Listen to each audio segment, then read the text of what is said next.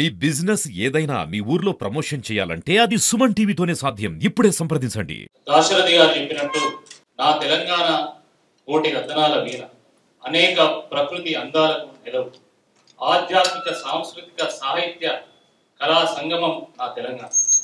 అలాంటి ఈ తెలంగాణ అనేక జానపద కళలకు పుట్టినది. అది హరికథ కానీ, బుర్రకథ కానీ, ఉగ్గుకథ కానీ, బతుకమ్మ కానీ, బొడ్డెమ్మ కానీ, బోనం కానీ, పట్నాలు కానీ, పేరణి శివతాండవం కానీ, మన మల్లన్న జాతరలు కానీ, మేడారం సమ్మక్క సారక జాతర కానీ, ఈ అన్ని కళారూపాలకు కేంద్రం మన ఓరుగల్లు. అందుకనే ఓరుగల్లును ఒక కళా రాజధానిగా, ఒక సాంస్కృతిక రాజధానిగా మనం పిలుస్తూ ఉంటాం. 400 సంవత్సరాల పాటు కాకతీయులకు రాజధానిగా విరాజిల్లినటువంటి ప్రాంతం ఈ ఓరుగల్లు ప్రాంతం. మన కళారూపాలు, ఒక్కో కళారూపం ఒక్కో సందేశం అందిస్తూ ఉంటారు. మన బతుకమ్మ అడవిలో ఉన్నటువంటి తీరొక్క పువ్వు, అది సిద్ధజడ పువ్వు కావచ్చు, తంగేడు పువ్వు కావచ్చు, బంతి పువ్వు, చామంతి పువ్వు, కనకాంబరం, మందార, ఈ రకంగా అన్ని పూలను తీసుకొచ్చి మనం ఒక బతుకమ్మగా పేర్చి పూలనే గౌరమ్మగా కొలుస్తాం. అంటే కులాలకు అతీతంగా, మతాలకు అతీతంగా, ప్రాంతాలకు అతీతంగా, భాషలకు అతీతంగా మనం అందరం కలిసి జీవించాలనేటువంటి గొప్ప సందేశాన్ని మనకు బతుకమ్మ అందిస్తుంది. అదేవిధంగా పేరణి శివతాండవం, కాకతీయులు యుద్ధానికి పోయేటప్పుడు కాకతీయుల యొక్క సైనికులు నృత్యం చేసేటువంటి వారు. దాంట్లో చివరి అంకంలో ఒక సైనికుడు తన శిరస్సును తానే నరుక్కొని ఒక గొప్ప సందేశం అందించేవాడు. అంటే దేశం కోసం ప్రాణాలు అర్పించడానికి వెనుకాడకూడదు అనేటువంటి గొప్ప సందేశం అందించాడు. అదేవిధంగా వీరకళ్ళను ఉంటాయి మన గ్రామాల్లో. అంటే ఏ గ్రామానికి పోయినా మనకు బండల మీద కొన్ని శిల్పాలు చెక్కుంటాయి.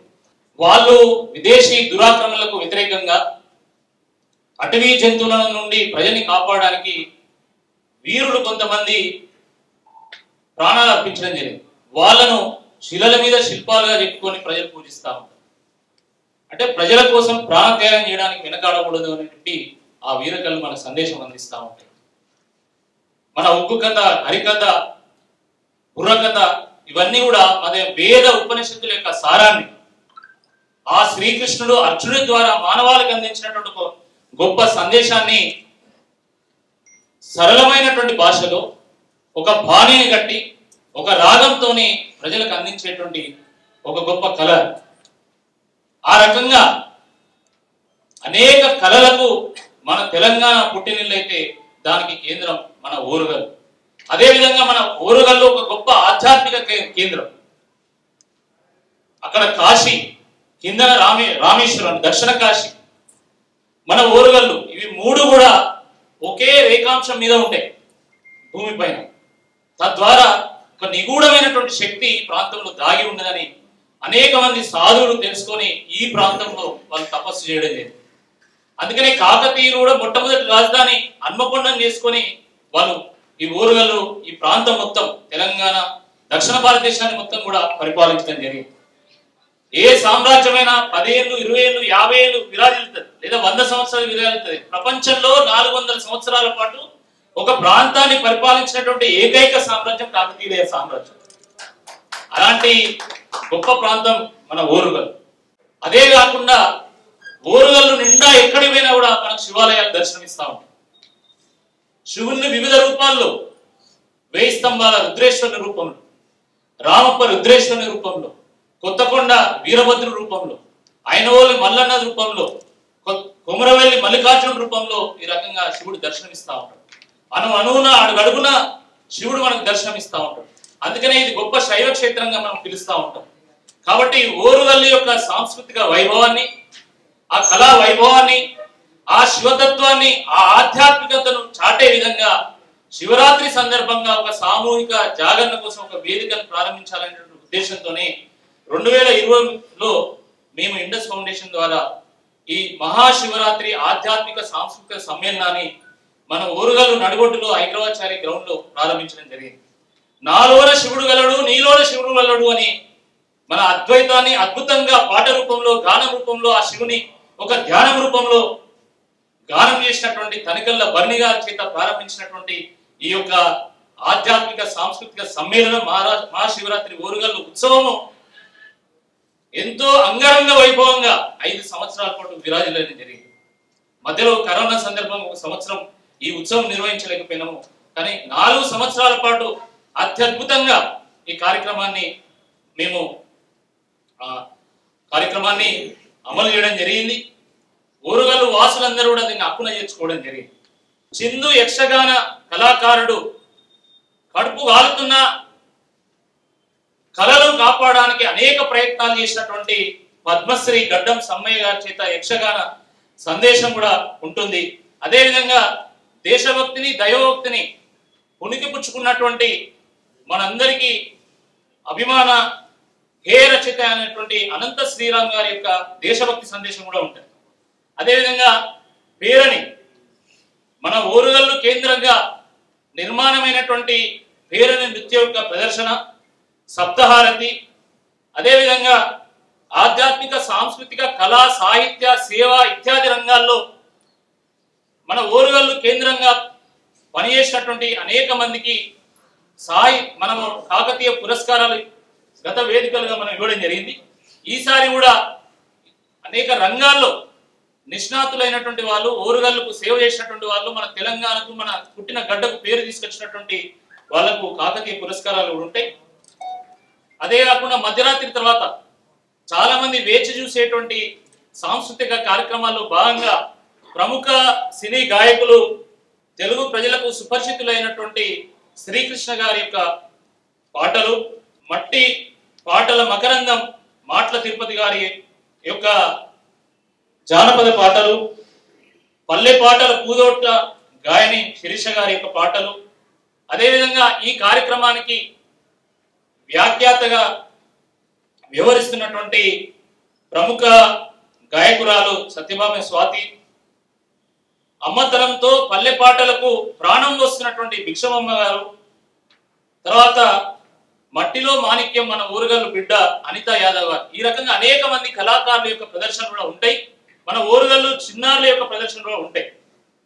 సో ప్రతిసారి ఈ కార్యక్రమాన్ని ఏదో ఇండస్ ఫౌండేషన్ కార్యక్రమంగానో లేకపోతే ఎవరిదో ఒక కార్యక్రమంగానో ప్రజలు చూడట్లేదు. ఇది మన ఓరుగల్లు కార్యక్రమంగా, ఇది మన కార్యక్రమంగా ప్రజలందరూ కూడా దీన్ని హక్కున చేర్చుకోవడం వల్ల పెద్ద ఎత్తున ప్రజలు కార్యక్రమానికి హాజరవుతా ఉన్నారు. దానికి కావాల్సినటువంటి ఏర్పాట్ల విషయంలో ఇప్పటికే మా అనేక ప్రయత్నాలు కూడా ప్రారంభమైనాయి. ఇంకా రాబోయేటువంటి ఈ 10 రోజుల్లో ఆ ఏర్పాట్లన్నీ కూడా మేము పూర్తి చేసి మరి ప్రజలకు ఒక మంచి వేదికను అందించేటువంటి ఒక ప్రయత్నం మేము చేస్తాము. ఈ కార్యక్రమం విజయవంతం కావడానికి ప్రధానంగా 3 కారణాలు. ఒకటి, ఆ శివుడి యొక్క అనుగ్రహం. ఎందుకంటే శివుడి అనుగ్రహం అంటే శివుని అనుగ్రహం లేని చీమైనా పుట్టదని చెప్పేసి, శివుడు ఆజ్ఞ లేని చీమైనా పుట్టదని చెప్తూ ఉంటారు. ఈ కార్యక్రమం ఇంత విజయవంతమైందంటే తప్పకుండా ఆ శివుని యొక్క అనుగ్రహం ఉన్నదని మేము భావిస్తా ఉన్నాం. మాఘ స్నానాన్ని కుంభమేళాలో ప్రయాగరాజులో ఆచరించిన స్నానానికి పొందిన ఫలితం తాను ఉన్న జాగలో పొందే విధంగా మనకు శాస్త్రాలు గ్రహించాయి. ప్రయాగకు వెళ్ళాలి, బాగానే ఉంది, కానీ వెళ్ళలేని పరిస్థితి. ఎందుకంటే ధర్మం అనేది 4 విధాలు, అందరికీ సమానంగా ఉంటుంది, విన్నారా? కాబట్టి మనం ప్రయాగకు వెళ్ళలేదనే శక్తి ఉంటే వెళ్ళాలి, లేదు ఇక్కడనే ప్రయాగం స్మరిస్తూ ధ్యానం చేస్తే ఆ కుంభమేళాలో ప్రయాగరాజును స్మరించిన పుణ్యం వస్తుంది మనకు పురాణాలు చెప్తూ.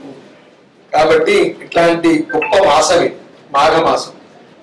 మళ్ళీ ఇందాకనే చెప్పినట్టు ఒకే రేఖాంశం మీద ఉన్నాయి, రామప్ప, వారణాసి, వరంగల్. అయితే కాకతీయ సామ్రాజ్యం మనదేంటి అని అంటే మణిప్రవాళ సంస్కృతి. అక్కడ పంజామృతాలుగా ఇటు ఒరిస్సా, ఇటు ఆంధ్ర, ఇటు కర్ణాటక, ఇటు మహారాష్ట్ర, ఇట్లా. అందుకనే చూడండి, మన దీన్ని ఏమంటారు, సేత్వార్ అంటారు, పహాణి అంటారు, ఇవన్నీ మహారాష్ట్ర పదాలు. ఓరుకల్లు తమిళ పదాలు. అంటే విభిన్న సంస్కృతులు, విభిన్న భాషలతో కూడిన. అందుకనే శంకర్ దయాళ శర్మ గారు ఒక మాట వరంగల్ మన గవర్నర్ ఉన్నప్పుడు, నీతి నిజాయితీ ఉన్నోడు ఎవడైనా సరే ఈ తెలంగాణ ప్రజలతో తెలుగు ప్రజలతో కలిసిపోతారు, వీళ్ళు వాళ్ళని హక్కులు చేర్చుకుంటారు. కాబట్టి అంత మళ్ళా పంచారామాలని ఆంధ్రాలో, పంచభూతలింగాలని అరవ దేశంలో, ఏది మన తిరువణ్ణామలై అగ్నిలింగం అని, తేజోలింగం అని, జంబుకేశ్వరం జలలింగం అని, మన ఏకామరేశ్వరుడు కంచిలో పృథ్వీలింగం అని, మన వాయులింగం కాళహస్తి అని, ఆకాశలింగం చిదంబరం అని ఇట్లా ఉంది. అట్లాగే ఆంధ్రాలో కూడా ఉంది. మన వరంగల్లో కూడా ఈ ఒకటే నగరంలో ఈ పంచశైవ క్షేత్రాలు. పృథ్వీలింగం వరంగల్ స్వయంభూ లింగేశ్వరుడు, జలలింగం భోగేశ్వరుడు మట్యవాడు, అగ్నిలింగం భద్రకాళి భద్రేశ్వరుడు, వాయులింగం సిద్ధేశ్వరుడు, ఆకాశలింగం మిట్రామం. ఇట్లా మనం నిజంగా కూడా వరంగల్లో పుట్టడం అంత అదృష్టం. ఎందుకు అని అంటే అసలు కళలకు ప్రాణాచ్యం కాదు. ఈ వరంగల్ ఇవాళ హిందుత్వాన్ని నిలబెట్టింది, సంస్కృతాన్ని నిలబెట్టింది. వరంగల్ ఎందుకంటే స్వీకరించేవాడు. ఇవాళ శంకరాచార్యుల వారు ప్రస్థానత్రయానికి భాష్యం రాశారు. సమస్తమైన వేదాలకు భాష్యం రాసింది విద్యారణ్యుడు. విద్యారణ్యుడు పుట్టింది మన వరంగల్లా. శంకరాచార్యుడు లేకపోతే మనం బౌద్ధాన్ని స్వీకరిస్తున్నవాడు, విద్యారణ్యుడు కనుక లేకపోతే మనం ఇస్లాంని స్వీకరించేవాడు. అంటే Shankaracharya protected Hinduism from Buddhism, whereas Vidyaranya protected Hinduism from Islam. He who hails from Varangal, who is the 12th pontiff of Sringeri Sharada. అట్లాంటి మహనీయులు హిందూ మత ప్రవర్తన సామాన్యులు మనకు తమిళనాడులో పుట్టాడు, శంకరాచార్య వారు కేరళలో పుట్టాడు, మన మధ్వాచార్యుల వారు కర్ణాటకలో పుట్టాడు. సనాతన ధర్మం ఉన్నది అంటే సౌత్ ఇండియా. మళ్ళీ సౌత్ ఇండియాలో వీటన్నింటినీ మేళవింపు చేసి అన్ని ధర్మాలు కాపాడిన వాడు విద్యారణ్యుడు కాదు. అది ఎందుకు అంటే వరంగల్లో ఇంత గొప్పదనం వచ్చింది. ప్రతి వానికి ఒక గొప్పదనం ఉన్నది. మా నాయన వరంగల్లో పుట్టిన కాగితాలు ఎదుర్కొంటాడు కూడా తక్కువ చేయదురా, అంత గొప్ప అవుతాడు. కాగితాలు ఎదుర్కొంటాడు వరంగల్లో పుట్టినా కానీ వాడు గొప్ప అవుతాడు, అంత గొప్పదనం ఉంటుంది ఈ నేలకు ఇట్లాంటి భక్తికి అని మా నాయన. అంటే పంచభూతలింగాలు ఎక్కడికి మనం పోవాల్సిన అవసరం లేదు. మనం వరంగల్లో ఈ శైవక్షేత్రాన్ని దర్శనం చేస్తూ ఈ సమస్తమైన శివతత్వాన్ని ఒకే వేదికగా, ఒక మహావేదికగా రూపొందించి సమస్త ప్రజానీకానికి తారతమ్యం లేకుండా ఎన్నో ప్రయాసాలు కూడా వాటన్నిటికీ ఓర్చి ఇండస్ ఫౌండేషన్ చేస్తున్నది.